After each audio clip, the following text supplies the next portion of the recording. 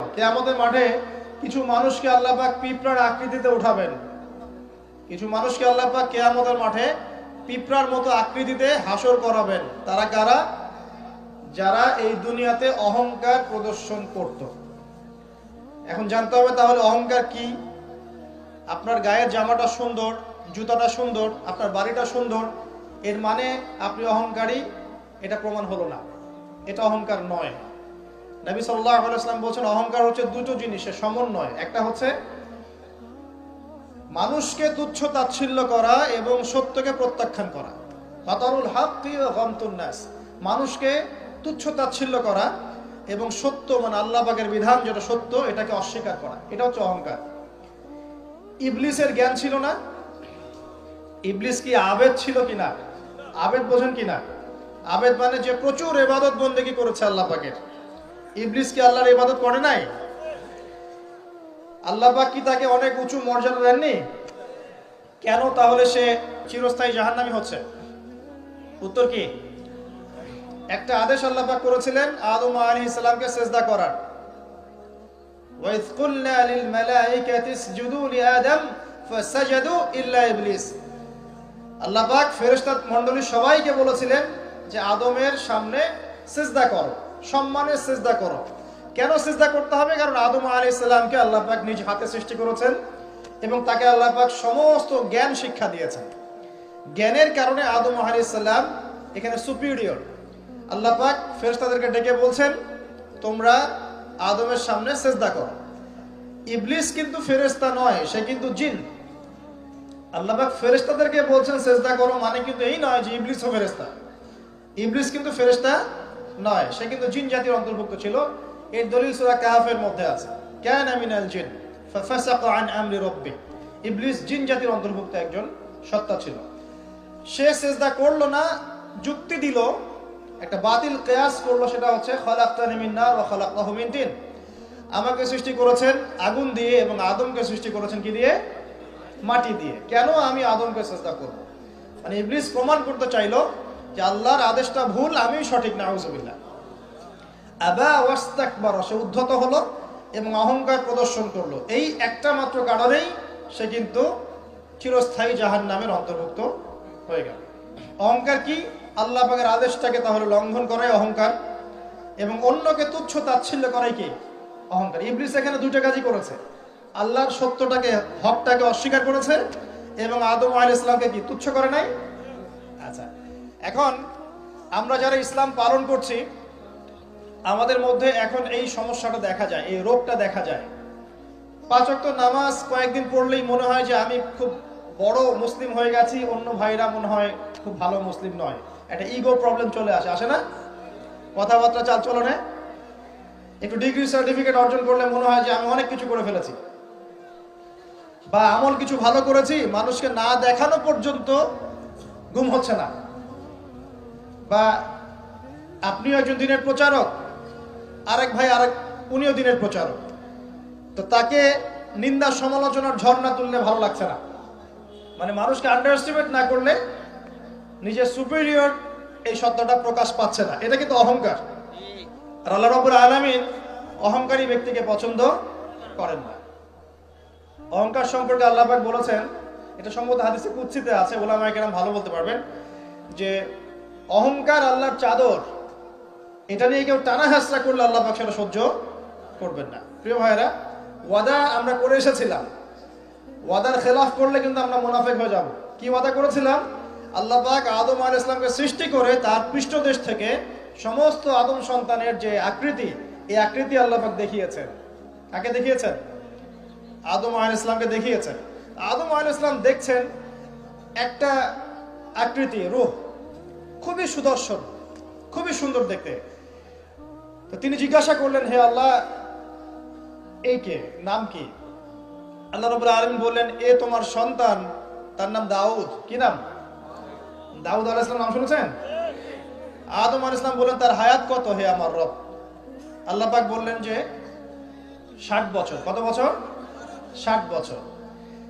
আদম আলাইহিস সালাম বললেন যে আমার হায়াত থেকে আল্লাহ তুমি তাকে আরো 40 বছর দিয়ে দাও। এরপরে দাউদ আলাইহিস সালামের বয়স হয়ে গেল 100 বছর। দেখেন তো এই সময় আল্লাহ পাক সমস্ত, আচ্ছা এখানে একটা কথা বলে দিই, এই যে দুইজনের নাম পেলেন এখানে, আদম এবং দাউদ, ঠিক আছে, এই দুইজন নবীকেই কিন্তু আল্লাহ পাক কোরআনের মধ্যে আল্লাহর খলিফা বলেছেন। এটাও একটা কোইন্সিডেন্স, এটা একটা মিল কোরআনের। একটা কথা মনে রাখবেন যে কোরআনের একটা আয়াত কিন্তু আরেকটা আয়াতকে ব্যাখ্যা করে। কোরআনের আয়াতগুলো হচ্ছে, আমি একটা উপমা দিচ্ছি, আকাশের তারার মতো অনেকটা। আকাশের তারা দেখেছেন কখনো? সময় কোথায় তারা দেখার? এখন তো ফুটবল খেলার যুগ, খেলা দেখবে নাকি ভাই? শেষ রাত্রে আমরা অ্যালার্ম দিয়ে উঠতে পারি আর্জেন্টিনার খেলা দেখার জন্য, কিন্তু অ্যালার্ম দিয়ে তাহাজ্জুদে উঠতে পারি না। তো এই যুব সমাজের নিশ্চয়ই অনেক কল্যাণ হবে। একটা অসুস্থ প্রজন্ম তৈরি করছি আমরা, অসুস্থ প্রজন্ম। খুব গভীরভাবে লক্ষ্য করবেন যে এরা বাবাকে সালাম দিতে লজ্জা পায়। কেউ সালাম দিলে ওয়ালাইকুম সালাম বলতে খুব লজ্জা লাগে, মনে হয় যে মাথা হেড হয়ে আসতেছে। বাইকের পিছনে মেয়ে নিয়ে ঘুরতে লজ্জা করে না। আর এখনকার বাইকগুলো মাশাআল্লাহ, আর আমরা তো ঢাকা শহরে থাকি, অনিচ্ছা সত্ত্বেও অনেক কিছু দেখতে হয়। এমন অনেক দৃশ্য দেখেছি আপনি বিশ্বাসই করবেন না, এটাও হচ্ছে সমাজে। গাড়ি নিয়ে যাচ্ছি, হয়তো বই পড়ছি, পড়তে পড়তে চোখটা লেগে গেলে একটু মানুষ তাকায় না দিকে দিকে, জানলা খুলে তাকিয়ে দেখছি যে গাড়ি নিয়ে যাচ্ছে, ড্রাইভার ড্রাইভ করছে, পিছনের সিট এক ছেলে বসে আছে, ওই ছেলের কোলের উপরে একটা মেয়ে বসে আছে। প্রকাশ্যে নবী সাল্লাল্লাহু আলাইহি ওয়াসাল্লাম কি বলেন না এই হাদিসটা? কিয়ামত হবে না ততদিন পর্যন্ত যতদিন পর্যন্ত মানুষ রাস্তাঘাটে জেনা না করবে। মেলে নাই হাদিস? কিয়ামতের কোন নিদর্শনের জন্য অপেক্ষা করছেন বলেন? নবীজি বলেছেন জীবনের শেষের দিকের একটা হাদিসে, হাদিস জিবরিল, এখানে নবী সাল্লাল্লাহু আলাইহি ওয়াসাল্লাম মাত্র দুইটা আলামত বলেছেন কিয়ামতে। কয়টা? এই দুইটার মধ্যে একটা হচ্ছে ওয়ান তারাল হুফাতাল আওরাতাল আলাতা রিয়াশাই ইয়াতাতাওয়ালুনা ফিল বুনিয়ান। সমাজের সবচেয়ে নিম্ন শ্রেণীর নগ্ন পায়ের, মানে জুতা কেনার টাকা ছিল না, নগ্ন গায়ের মানে কাপড় কেনার টাকা ছিল না, এই শ্রেণীর মানুষ, ধনীদের কথা বলা হচ্ছে না, এই গরিব নিঃস্ব শ্রেণীর মানুষ ইয়াতাতাওয়ালুনা ফিল বুনিয়ান, উঁচু উঁচু অট্টালিকা নির্মাণের প্রতিযোগিতা করবে। মিলেছে? মধ্যপ্রাচ্যের অনেক কান্ট্রি আছে, তাকিয়ে দেখবেন। এক সময় বেদুইন ছিল, বেদুইন মরুভূমিতে থাকতো। এখন দেখবেন কনস্ট্রাকটিভ বিল্ডিংস নির্মাণে কারো 100 তলা, কারো 200, কারো 150 প্রতিযোগিতা। আমাদের ঢাকা শহরে গিয়ে দেখবেন, ঢাকার মতো বড় বড় শহরগুলো যেগুলো আছে, বাংলাদেশ হোক অন্যান্য কান্ট্রিগুলোর হোক, আর পশ্চিমার তো কথাই নাই, বিগত 100, 200, 300 বছরে এই কনস্ট্রাকটিভ বিল্ডিংস নির্মাণের প্রতিযোগিতা বেড়েছে বেশি, এগুলো আগে ছিল না। জীবনের শেষের দিকে নবী এই হাদিস বলে গেছে সাল্লাল্লাহু আলাইহি ওয়াসাল্লাম। একটা প্রশ্ন, কিভাবে নিঃস্ব একজন মানুষ এরকম উঁচু উঁচু বিল্ডিং নির্মাণ করতে পারে? 10 তলা, 20 তলা, 50 তলা, কিভাবে সম্ভব? আমার গবেষণা, ক্ষুদ্র গবেষণা হচ্ছে তিনটা পদ্ধতিতে হতে পারে। এক, যদি তার কাছে কোনো গুপ্তধন আসে, আল্লাহর পক্ষ থেকে কোনো ধন সম্পদ চলে আসে, যেমন ব্ল্যাক অয়েল মানে ব্ল্যাক গোল্ড, বুঝতে পারছেন কার কথা বলছি? তেল মাটির নিচে তেলের খনি পেয়ে গেলে আপনি তো মাশাআল্লাহ সচ্ছল এখন করতে পারবেন। সোনার খনি পেলে করতে পারবেন। 2 নাম্বার হচ্ছে সুদের মধ্য দিয়ে সম্ভব নিঃস্ব মানুষের বিল্ডিং তোলা। আর 3 নাম্বার হচ্ছে অন্যের সম্পদ জবরদখল করা। আমার কাছে মনে হয় এই 3টা পদ্ধতি হতে পারে, যার মধ্য দিয়ে একজন নিঃস্ব মানুষ উঁচু উঁচু বিল্ডিং নির্মাণের প্রতিযোগিতা করবে। ইয়াতাতাওয়ালুনা ফিল বুনিয়ান, নবীজি বলছেন নির্মাণ করবে এমন না, কম্পিটিশন হবে, তোমার 10 আমার 11, তোমার 11 আমার 12, তোমার 12 আমার 13। একটা হাদিস পড়ছিলাম গতকালকেই মনে হয়, আবার পড়ছিলাম যে গরিবরা 500 বছর আগে জান্নাতে যাবে ধনীদের চাইতে। গরিবরা জান্নাতে চলে যাচ্ছে, আর আপনার ধনীদেরকে ধন সম্পদের হিসেবের জন্য দাঁড় করিয়ে রাখা হবে। যাকাত দেওয়ার নাম নাই, উঁচু উঁচু বিল্ডিং নির্মাণের প্রতিযোগিতা চলছে। দুনিয়ার জীবনে টিকে থাকার জন্য এত কিছু প্রয়োজন আছে? নবী সাল্লাল্লাহু আলাইহি ওয়াসাল্লাম বলছেন যে দুনিয়াতে তুমি থাকো মুসাফিরের মতো, প্রয়োজন পূরণ হয়ে গেছে যথেষ্ট। হ্যাঁ, অবশ্যই আমরা যদি সামর্থ্য থাকে 10 তলায় ইসলামিক কোনো প্রতিষ্ঠান গড়ে তুলবো, কোনো সমস্যা আছে? দিনের বড় মার্কাজ গড়ে তুলবো ইনশাআল্লাহ, কোনো সমস্যা। নিজে নিজে বাঁচার জন্য, ভোগ বিলাসের জন্য দুনিয়া থেকে মত্ত হয়ে থাকা যাবে? দুনিয়ার নেশা যাকে পেয়ে গেছে, আলী রাদিয়াল্লাহু আনহু বলেছেন, দুনিয়ার নেশা যাকে পেয়ে গেছে তার নেক আমল কমে গেছে। তিনি বলছেন দুনিয়া সাপের মতো, টাচ করতে মনে হবে খুব সফট, নরম। সাপ কিন্তু খুব নরম, সফট, কিন্তু এর মোহে মানুষ ঢুকে গেলে এর বিষাক্ত ছোবলে মানুষ গ্রাস হয়ে যাবে, টিকতে পারবে না। পরে আমি এদিকে আসছি ইনশাআল্লাহ। নবী সাল্লাল্লাহু আলাইহি ওয়াসাল্লাম একটা হাদিসে বলেছেন, এই মহাসাগরে আপনি যদি আঙ্গুল ঢুকিয়ে দেন, যতটুকু পানি হাতে লেগে থাকবে এর নাম দুনিয়া, বাকি সমস্ত পানি হচ্ছে আখিরাত। এটাই হয়তো ওই আয়াতের ব্যাখ্যা হতে পারে, বাল তুসিরুনাল হায়াতাদ দুনিয়া ওয়াল আখিরাতু খায়রুন ওয়া আবকা। তোমরা দুনিয়ার জীবনকে প্রাধান্য দিচ্ছ, কিন্তু আখিরাত চিরস্থায়ী এবং উত্তম। একটা হাদিসে পড়েছিলাম, নবী সাল্লাল্লাহু আলাইহি ওয়াসাল্লাম যাচ্ছেন সাহাবীদেরকে নিয়ে, রাস্তায় একটা মৃত ছাগলের বাচ্চা বা ওই বকরির বাচ্চা ছিল, মৃত। নবীজি বলছেন, এই মৃত ছাগলের বাচ্চাটা তোমরা কি 1 দিরহামের বিনিময়ে কিনতে চাও? সাহাবীরা বলছেন, বিনামূল্যে দিলেও তো কেউ নিবে না ইয়া রাসূলুল্লাহ সাল্লাল্লাহু আলাইহি ওয়াসাল্লাম।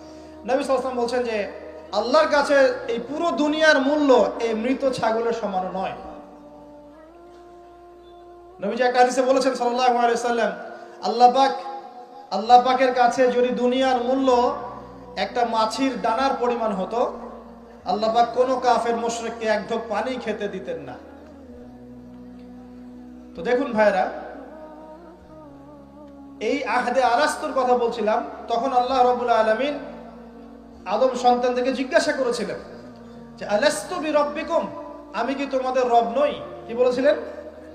আলাস্তু বিরব্বিকুম, আমি কি তোমাদের রব নই? আমরা সবাই বলেছিলাম বেলা, অবশ্যই আল্লাহ আপনি আমাদের রব। এটা আমরা বলে এসেছি মহাবিশ্বে।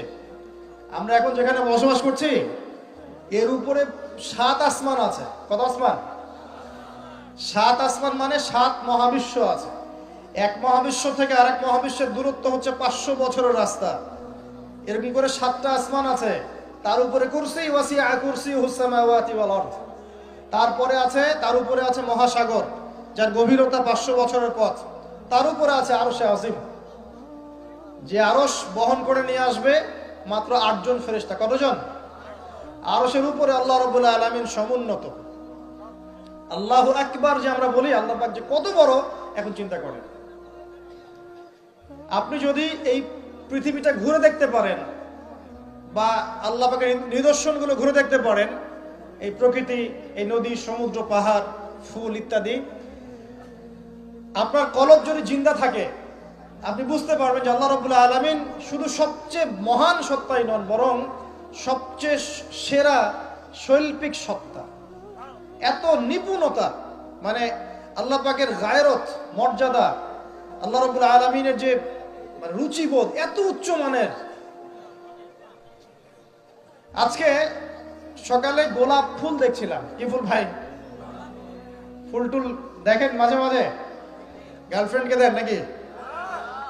ওয়াইফকে দিবেন? কাকে দিবেন? বাসায় ওয়াইফকে দিবেন। ওয়াইফকে দিবেন, দিয়ে ভালোবাসার এজহার করবেন, বলবেন আমি তোমাকে অনেক ভালোবাসি। মেয়েরা এগুলোই চায় যে আপনি তাকে প্রশংসা করেন, ভালোবাসেন, আদর মোহাম্মত করেন। তারা এগুলোই মনে মনে চায়। হয়তো আপনাকে তারা বলে না, কিন্তু তারা এটাই চায়। যদি আপনি করতে পারেন ইনশাআল্লাহ তারা আপনার কন্ট্রোলে থাকবে। যদি কাঠখোট্টা হয়ে থাকেন সাংসারিক জীবনে, তাহলে দেখবেন রসকস কমে গেছে আর কি।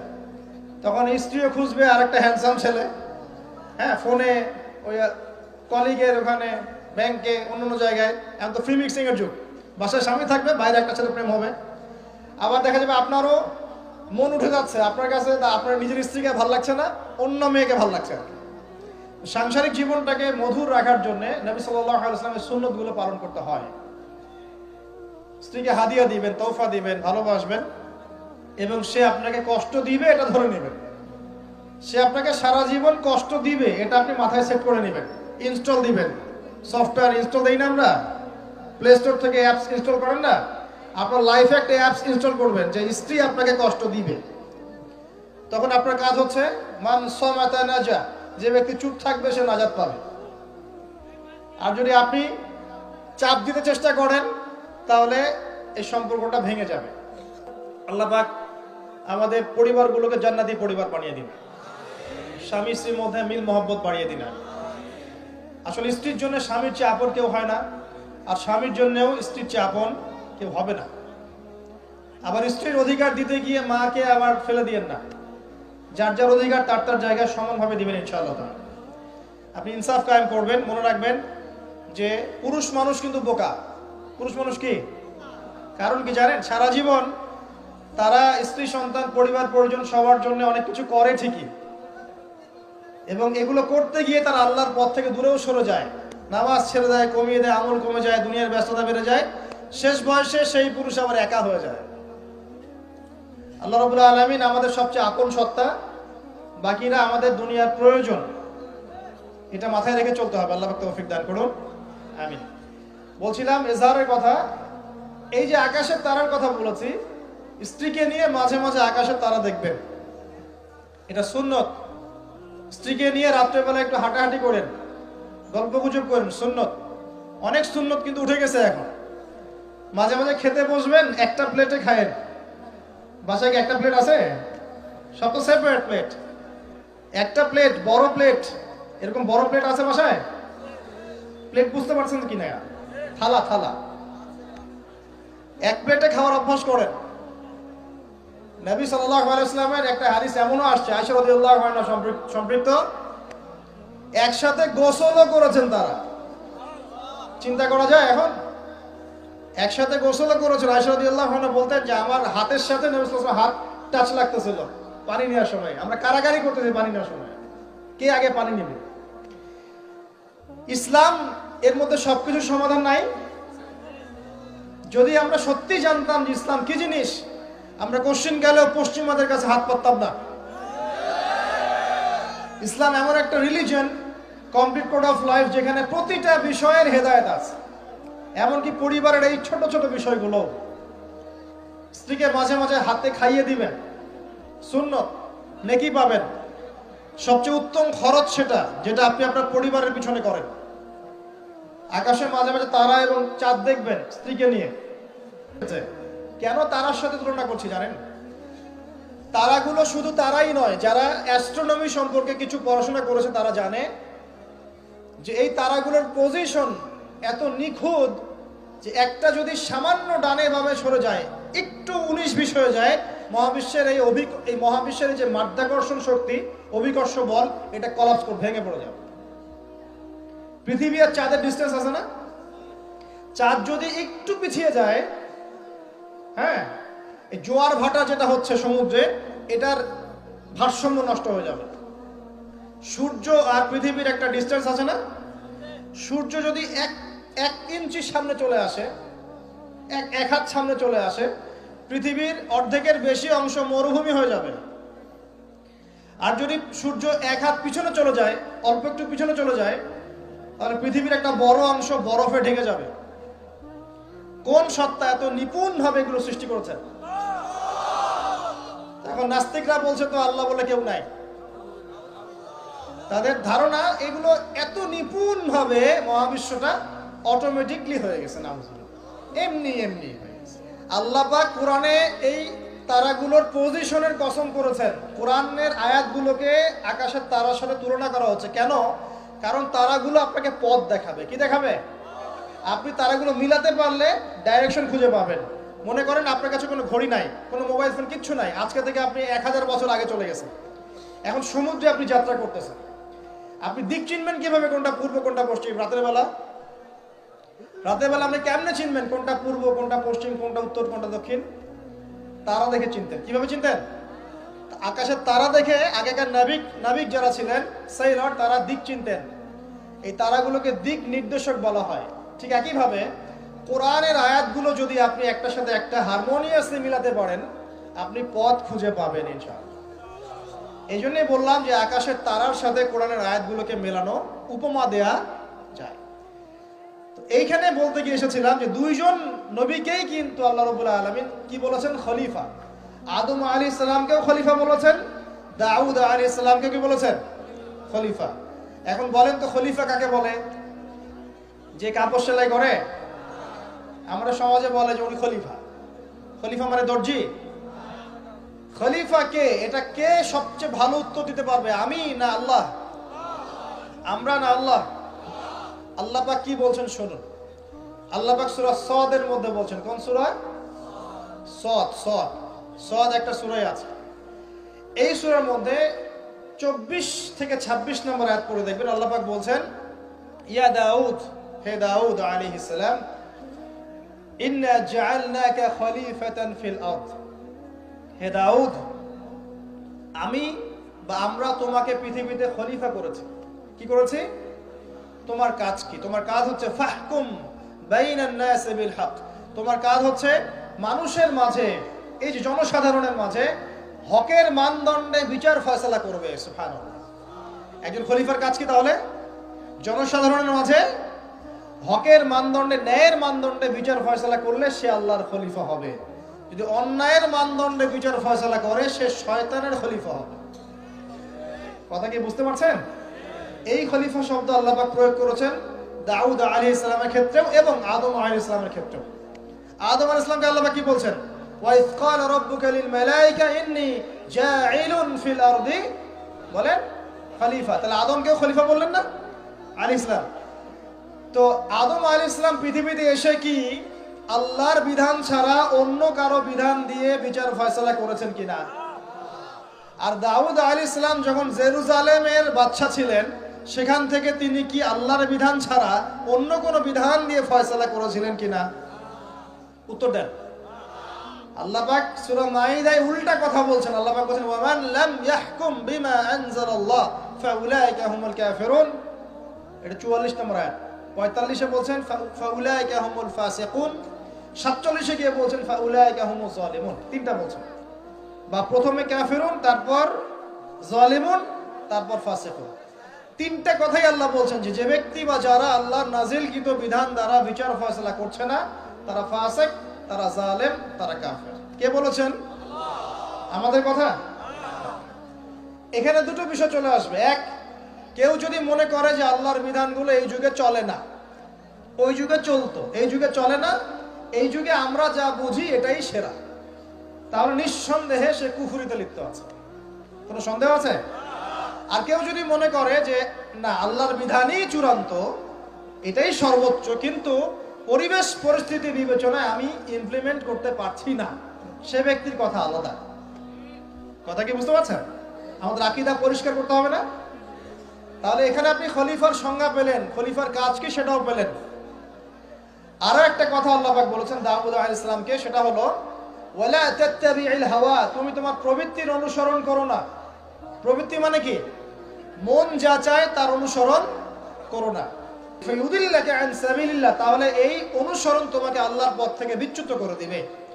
ইন্নাল্লাযীনা ইউদিল্লুনা আন সাবিলিল্লাহি লাহুম আযাবুন শাদীদ বিমা নাসু ইয়াওমাল হিসাব, যারা নিজের মন গড়া প্রবৃত্তির অনুসরণ করেছে তারা আল্লাহ পাকের সরল পথ থেকে বিচ্যুত হয়ে গেছে এবং আল্লাহ পাক তাদেরকে কঠিন শাস্তি দিবেন, কারণ তারা কিয়ামতের দিনটাকে ভুলে গেছে।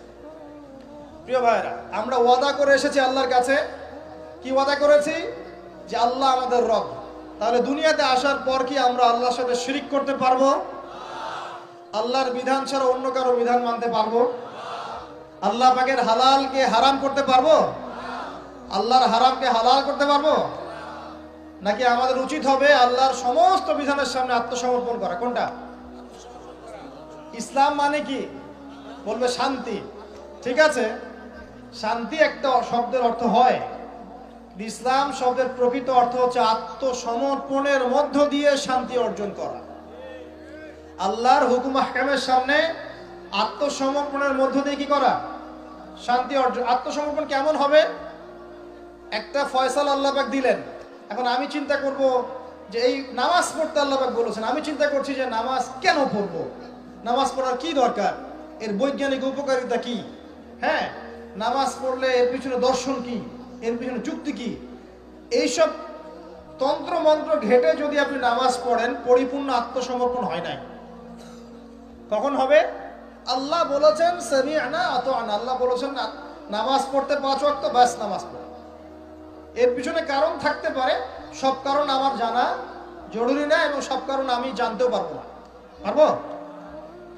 এখানে দেখেন একজন নবীর কথা বলি যার নাম আমরা প্রথমে বলেছি, আল্লাহুম্মা সাল্লি আলা মুহাম্মাদ ওয়া আলা আলি মুহাম্মাদ কামা সাল্লাইতা আলা ইব্রাহিম। নবী মুহাম্মদ সাল্লাল্লাহু আলাইহি ওয়াসাল্লামের নামের সাথে ইব্রাহিম আলাইহিস সালামের নাম কেন, অন্য নবীর নাম নয় কেন? প্রশ্ন করতে হবে না? কারণ হচ্ছে নবী সাল্লাল্লাহু আলাইহি ওয়াসাল্লামের জীবনের যে ধারা এবং ইব্রাহিম আলাইহিস সালামের জীবনের ধারা কিন্তু হুবহু একই রকম।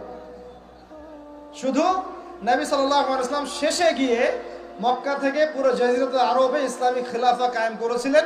ইব্রাহিম আলাইহিস সালাম ওই সময়টা হয়তো পান নাই। That's all. এখন দেখেন ইব্রাহিম আলাইহিস সালাম সম্পর্কে আল্লাহ পাক কি বলছেন? আল্লাহ পাক বলছেন, ইয ক্বালা লাহু রাব্বুহু আসলিম ক্বালা আসলামতু লিরাব্বিল আলামিন।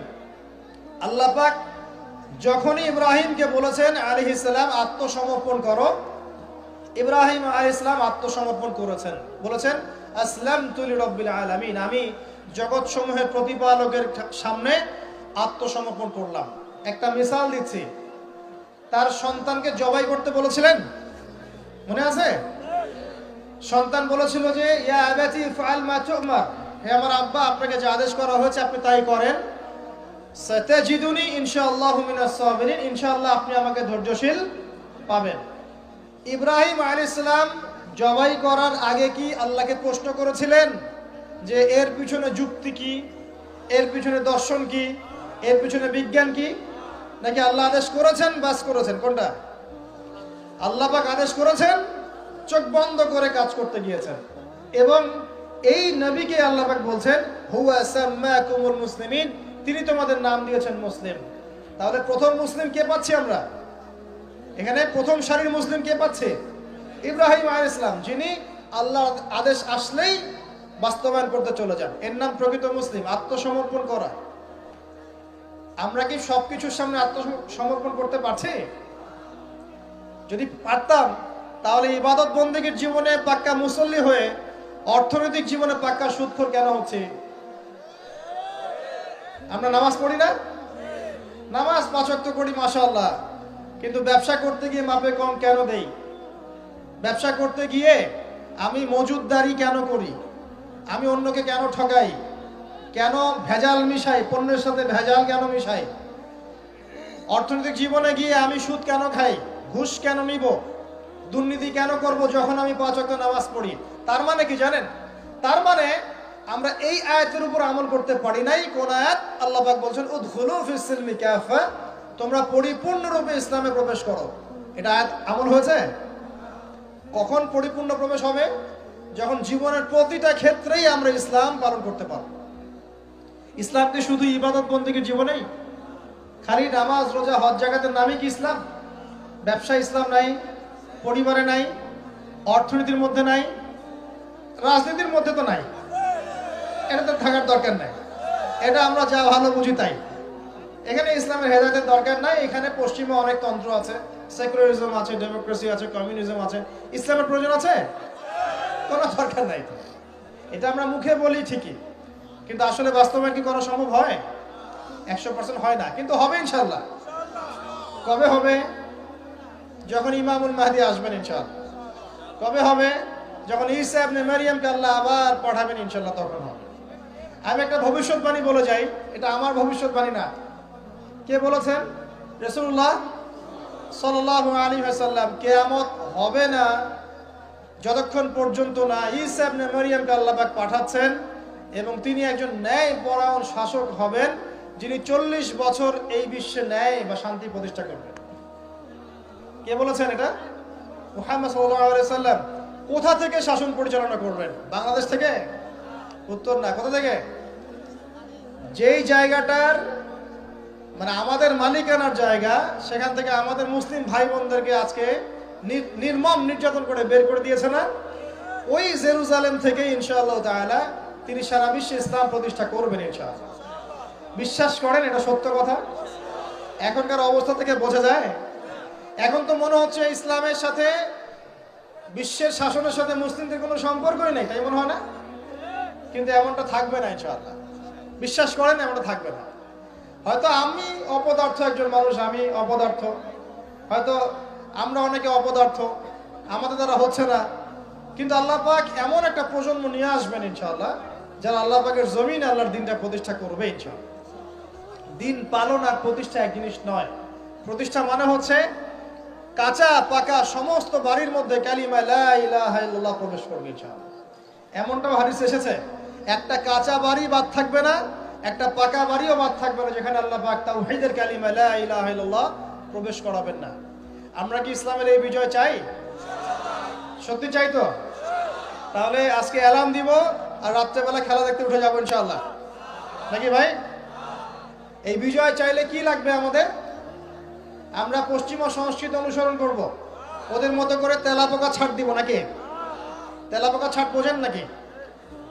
মাথায় মনে হয় কিছু কিছু ইঁদুর আর তেলাপোকা ছেড়ে দিয়েছে, চেটে চেটে চুলগুলো এগুলো থেকে নাই করে দিয়েছে, সামনে এখানে একটু চুল আছে মাত্র। তেলাপোকা ছাড় যুব সমাজ করছে না? কাপড় চোপড়, পোশাক পরিচ্ছদ, তামাদ্দুন, তাহজিব সবকিছু পশ্চিমাদের থেকে নেওয়া হচ্ছে না?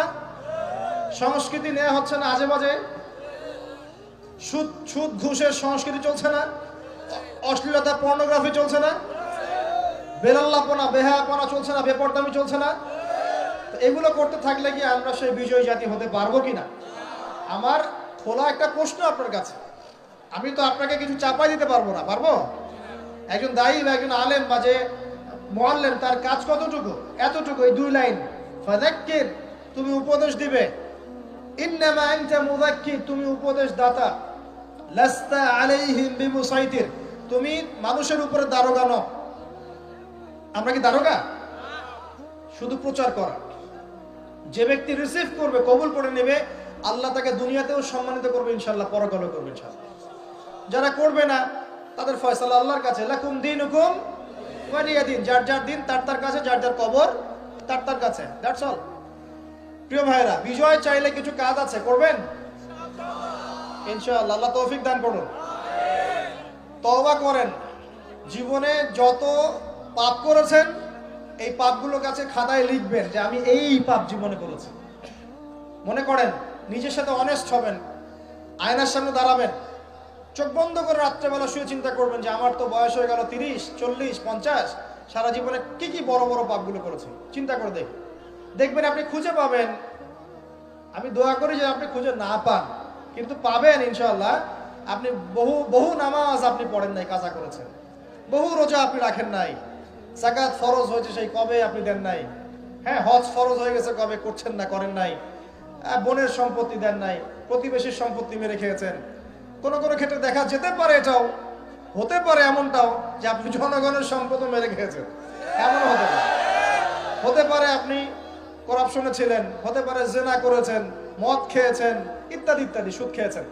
অনেস্টলি খাতায় লিখেন, লেখার পরে শেষ রাত্রে উঠে চোখের পানি ছেড়ে দিয়ে আল্লাহর কাছে 2 রাকাত নামাজ পড়ে বলেন, আল্লাহুম্মা আনতা রাব্বি লা ইলাহা ইল্লা আনতা খালাকতানি আনা আবদুক ওয়া আনা আলা আহদিক ওয়া ওয়া'দিকা মাস্তাতা'ত আউযু বিকা মিন শাররি মা সানা'ত আবুউ লাক বিনি'মাতিকা আলাইয়া ওয়া আবুউ বিযানবি ফাগফিরলি ফাইন্নাহু লা ইয়াগফিরু যুনুবা ইল্লা আনতা। এটা সাইয়্যিদুল ইস্তিগফার, ইস্তিগফারের সর্দার। যে ব্যক্তি সকালে পড়বে, রাত্রের আগে যদি মারা যায় জান্নাতি, রাত্রে পড়বে সকালের আগে মারা গেলে জান্নাতি। হিসনুল মুসলিম বইয়ের মধ্যে আছে। কোন বই? হিসনুল মুসলিম। তোমরা যে ফোন সারাদিন চালাও, ভালো কিছু অ্যাপস ডাউনলোড করো, হিসনুল মুসলিম একটা অ্যাপসও আছে, ডাউনলোড করে দেখো, সব দোয়া কালামগুলো এখানে দেয়া আছে, আছে না?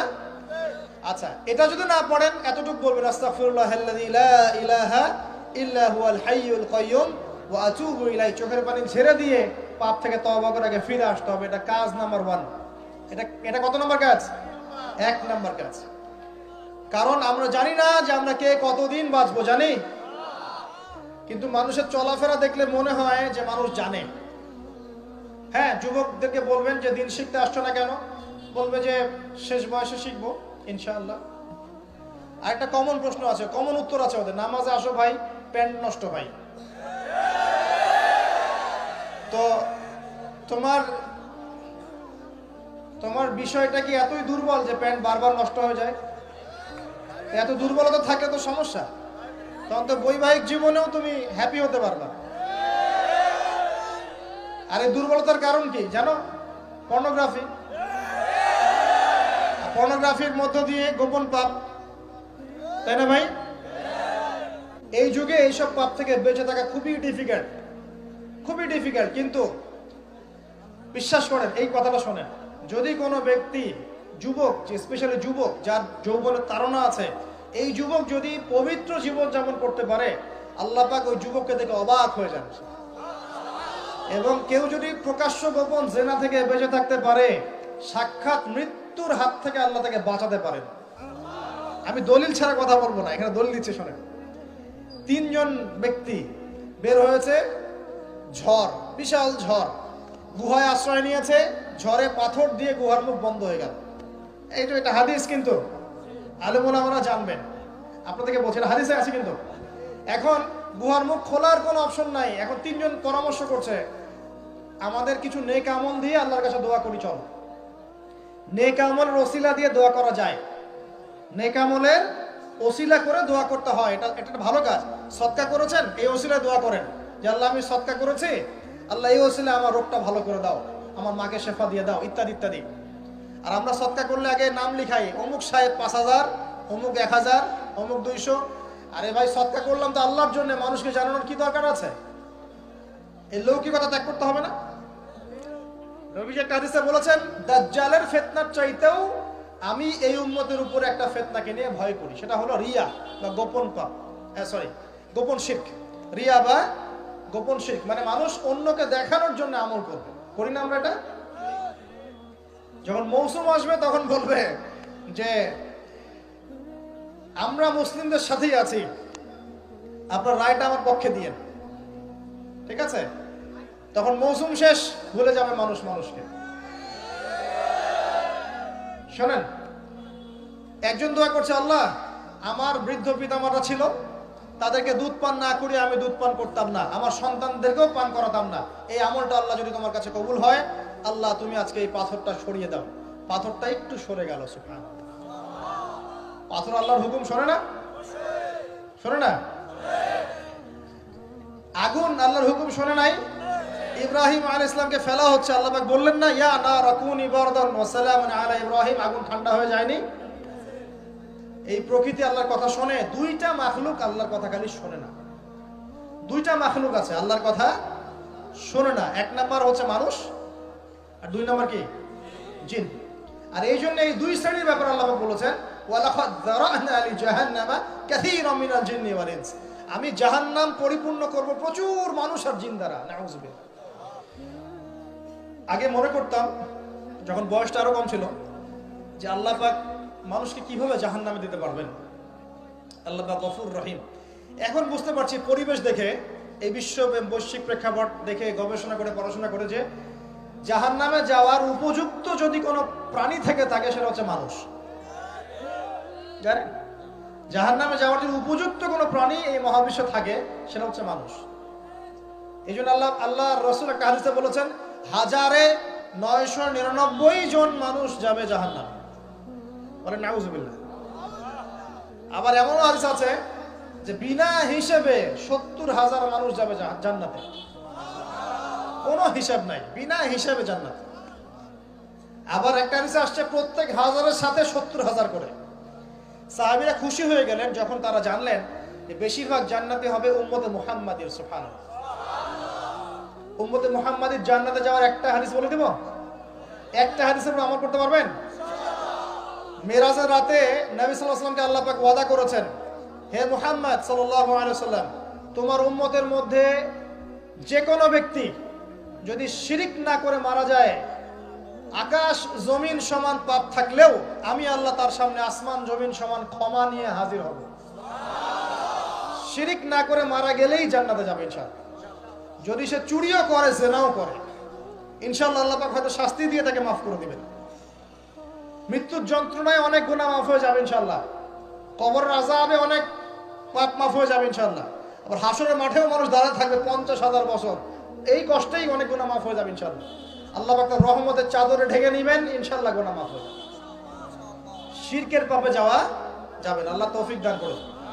আর একজন ব্যক্তি বলছে, আল্লাহ একজন কৃতদাস ছিল আমার, সেই কৃতদাস আমার কাছে কিছু টাকা পেত। কি পেত? তো সেই টাকা দিয়ে আমি গবাদি পশু কিনেছিলাম, এই গবাদি পশু অনেক মানে বংশবৃদ্ধি হয়েছে, অনেক দিন পর সে এসে বলছে আমার টাকা দাও। তা আমি বলেছিলাম সব এই গবাদি পশু তোমার, সব নিয়ে যাও। সে বলছিল যে আমার সাথে ঠাট্টা মশকরা করছো নাকি? তখন সেই ব্যক্তি বলছে না, ঠাট্টা করছি না, তোমার টাকা থেকে কিনেছিলাম, এর বংশবৃদ্ধি হয়েছে, সবই তোমার, তুমি নিয়ে যাও।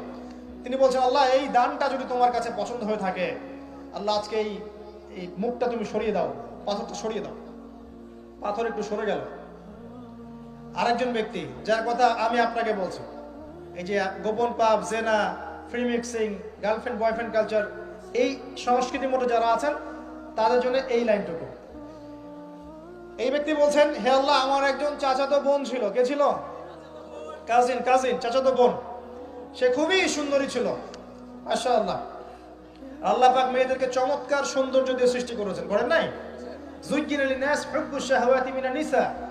মেয়েদের মধ্যে পুরুষদের সবচেয়ে বেশি এই খায়েশাত আছে, ফায়েশাত আছে, মানে খায়েশ, প্রবৃত্তির তাড়না আছে, সৌন্দর্য আছে, চাওয়া। তো চাচাতো বোনকে আমি খুব ভালোবাসতাম এবং আমি তাকে পেতে চাইতাম। একদিন সে আমাকে শর্ত দিল, 100 স্বর্ণ মুদ্রা দিলে আমি রাজি। বুঝতে পারছেন কথা কি? ব্যাখ্যা করতে হবে। 100 স্বর্ণ মুদ্রা দিলে আমি রাজি আছি। ওই যে বলে নিজের পায়ে দাঁড়াও, একটা চাকরি করো, তারপর আমি রাজি। বলেনি আপনাকে? একটু টাকা পয়সা আর্ন করো, তারপর আমি তোমারই।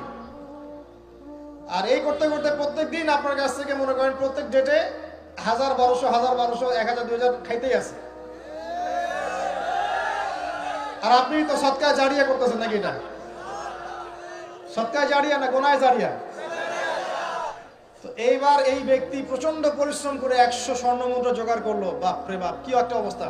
তারপরে সে 100 স্বর্ণ মুদ্রা এনে এই চাচাতো বোনকে দিয়েছে, দিয়ে বলছে এখন আমার সাথে তোমার যে চুক্তি সেটা পূরণ করতে হবে।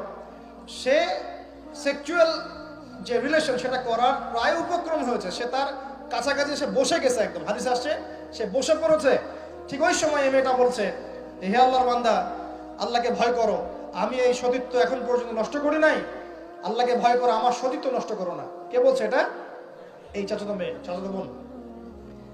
এই ব্যক্তি বলছে আল্লাহ আমি শুধুমাত্র তোমার ভয়ে সেই দিন সেখান থেকে তাৎক্ষণিক উঠে গেছি, 100 স্বর্ণ মুদ্রাও আর ফেরত নেই নাই। তোমার কাছে যদি এই কাজটা কবুল হয়ে থাকে আল্লাহ, আজকে এই সাক্ষাৎ মৌতের হাত থেকে আমাকে বাঁচাও। এই পাথরটা পুরোটাই সরে গেল আলহামদুলিল্লাহ। আমি দলিল দিলাম আপনাকে যে দেখেন, যদি আপনি জিনা থেকে দূরে থাকতে পারেন, আল্লাহ পাক আপনার সব পাপ তো মাফ করে দিবে ইনশাআল্লাহ। আল্লাহ পাক আপনাকে সাক্ষাৎ মৌতের মতো বিপদ থেকে বাঁচাতে পারবেন ইনশাআল্লাহ। প্রিয় ভাইরা, তাহলে আমাদের প্রথম কাজ তওবা করে ফিরে আসা। দ্বিতীয় কাজ হচ্ছে একজন ব্যক্তিকে আদর্শ মেনে পুরো জীবনটা তার আদর্শে গড়ে তোলা। উঠা বসা, চলা ফেরা, ঘুম, খাওয়া দাওয়া, এভরিথিং পারবেন।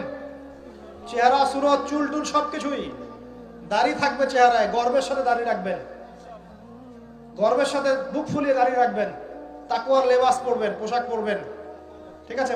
মোচ ছোট করে ফেলবেন, টাকনুর উপরে কাপড় উঠিয়ে ফেলবেন, ঠিক আছে? লেবাস, পোশাক, কথাবার্তা, আমল, আকীদা, আখলাক সবকিছু কার মতো হবে? রাসূলুল্লাহ সাল্লাল্লাহু আলাইহি ওয়াসাল্লামের সুন্নাত মোতাবেক। এটা আপনার 2 নম্বর কাজ। 3 নম্বর কাজ হচ্ছে পড়াশোনা করা। কি করা? দ্বীনি ইলম অর্জন করা। আগে সহজ বইগুলো পড়বেন, তারপর আস্তে আস্তে কঠিন বইয়ের দিকে যাবেন। এবং পড়াশোনার সময় উলামায়ে কেরামের সাথে সম্পর্ক রাখবেন। একা একা পণ্ডিত হতে যাবেন না, তাহলে সমস্যা আছে।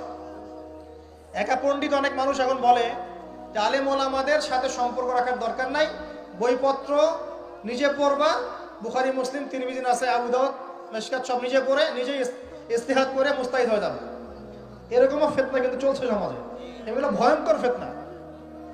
এবং এক পর্যায়ে বলে দিবে যে মাযহাবও মানার দরকার নাই, ওটা মানা শিরক বলে দিবে। এবং এই কমিউনিটির মধ্যে আমি এমনও মানুষকে দেখেছি, সামনে শায়েখ টাইটেল আছে, শায়েখ বলেছে দাঁড়ান, একটা কোরআনের আয়াত তেলাওয়াত করতে 20টা ভুল করে ফেলছে। আবার স্টেজে উঠে বড় বড় মুফতি যারা, হানাফি ফিকহের বড় বড় মুফতি যারা, তাদেরকে চ্যালেঞ্জ করছে যে বাহাসে আসো, আমি বুকের বাড়া থাকলে আমার সামনে বাহাসে আসো। আমি বলি যে 2টা বছর মক্তবে পড়া উচিত। আগে 2 বছর আগে মক্তবে পড়ে কোরআন তেলাওয়াত শুদ্ধ করে আসা দরকার। বিশ্বাস করেন যে কোরআন তেলাওয়াতের এমন অনেক অনেক সূক্ষ্ম জায়গা আছে, ভুল হলে আপনার অর্থ চেঞ্জ হয়ে যাবে। এই যে আলহামদুলিল্লাহ বলছেন না, আলহামদুলিল্লাহি রাব্বিল আলামিন, আলহামদুর হায়ের মাখরাজ কোথায়? এইটা গলার মাঝখানে না? আর যদি আপনি বলেন আলহামদুলিল্লাহ আলহামদুলিল্লাহি রাব্বিল আলামিন, অর্থ পরিবর্তন হয়। আলহামদু, আলহামদু অর্থ হচ্ছে সমস্ত প্রশংসা লিল্লাহি আল্লাহর জন্য, রব্বিল আলামিন যে জগৎসমূহের যিনি প্রতিপালক, সমস্ত প্রশংসা বিশ্বজাহানের প্রতিপালক আল্লাহর জন্য, আলহামদুলিল্লাহি রাব্বিল আলামিন স্পষ্ট করে পড়ুন। আর আপনি বলছেন আলহামদুলিল্লাহি রাব্বিল আলামিন, সমস্ত নিন্দা বিশ্বজাহানের প্রতিপালক আল্লাহর জন্য। একটা হায়ের কারণে চেঞ্জ হয়ে গেছে। পড়ছেন মনে করেন যে কুল ইয়া আইয়ুহাল কাফিরুন, হে কাফেররা, লা আ'বুদু মা তা'বুদুন, লা আ'বুদু মা তা'বুদুন। লা মানে না, এখানে আ'বুদু আমি ইবাদত করি, মা যার, তা'বুদুন তোমরা ইবাদত করো। বুঝতে পারছেন কি? Basic Arabic grammar. আমি তার ইবাদত করি না, যার ইবাদত তোমরা করো, কাফেরদেরকে বলছি আমরা। কিন্তু যদি আপনি এভাবে পড়েন কুল ইয়া আইয়ুহাল কাফিরুন লা আ'বুদু মা তা'বুদুন, অর্থ কি হবে জানেন? হে কাফেররা, আমি লা আ'বুদু আমি অবশ্যই তার ইবাদত করি, যার ইবাদত তোমরা করো। কোরআন তেলাওয়াত কি এত সহজ? আলেম ওলামা ছাড়া, ওস্তাদ ছাড়া এমনি এমনি শিখতে পারবে? কোরআন তেলাওয়াতও করতে পারছে না, স্টেজে উঠে মানুষকে চ্যালেঞ্জ করছে, অমুক মুফতি, সব মুফতিকে ডাকো আমার সামনে বসাও, বুকের বাড়া থাকলে আমার সামনে বসাও। আর সামনে কিছু মানুষ বসে আবার সুবহানাল্লাহ করতেছে, ঠিকও বলতেছে। মানে কোন কমিউনিটি আর কোন শায়েখ তাহলে বুঝে ফেলান। আবার এমনও আছে শায়েখ মাশাআল্লাহ, খালি মুখ দিয়ে যদি বলেন যে আমরা আল্লাহর জমিনে আল্লাহর দ্বীনের প্রচার প্রসার প্রতিষ্ঠা চাই, ইসলাম প্রতিষ্ঠা লাভ করেছে দাওয়াতের মধ্য দিয়ে এবং জিহাদ ফি সাবিলিল্লাহর মধ্য দিয়ে, এই জিহাদ শব্দ উচ্চারণ করলেই আপনাকে খারেজি ট্যাগ লাগাই দিয়ে দিবে। জিহাদ মানে যে নিরপরাধ মানুষকে হত্যা করা নয়, এই ব্যাখ্যা আমরা জানি না, এই ব্যাখ্যা মুসলিমরা বোঝে না। কোরআন এবং হাদিসে কোনো জায়গায় আছে নিরপরাধ মানুষকে হত্যা করতে হবে? কিন্তু যখন সারা বিশ্বের পশ্চিমারা মুসলিম কান্ট্রিদের উপর আগ্রাসন চালাবে, মুসলিমরা কি কলা চুষবে বসে বসে, আঙুল চুষবে? তখন তারা যদি প্রতিবাদ করে ওরা খারেজি হয়ে যাবে? তো এই সব নেক্সট শুরুতে ধোকা থেকে বেঁচে থাকবে, যে মুসলিম সমাজের ভিতরে ঢুকেই মুসলিম সমাজের ক্ষতি করার চেষ্টা করতেছে। খুব সাবধান থাকবেন। এই জন্য প্রিয় ভাইরা, হকপন্থী উলামায়ে কেরামদের সংস্পর্শে থাকবেন, দেখবেন ইনশাআল্লাহ আপনাকে তারা বিভ্রান্ত করতে পারবেন ইনশাআল্লাহ। আমি কারো নাম মেনশন করছি না, কারণ সঙ্গত কারণ আছে, বুঝতে পারছেন? এটা কয় নাম্বার? 3 নাম্বার। এক কি বলেছে? তওবা করে ফিরে আসতে হবে দিনের বিজয় চাইলে। 2 নাম্বার কি? আমল বাড়াবেন, নবী সাল্লাল্লাহু আলাইহি ওয়াসাল্লামের সুন্নাত ফলো করবেন। 3 নাম্বার পড়াশোনা করবেন, আলেম ওলামার সাথে সম্পর্ক রাখবেন। আর 2-3টা বলছি জাস্ট। 4 নাম্বার হচ্ছে পরিবারের আদর্শ হবে জান্নাতি পরিবার। সারা দুনিয়া গারদ হয়ে যায়, যাক আপনার পরিবারটা ঠিক থাকতে হবে। পারবেন?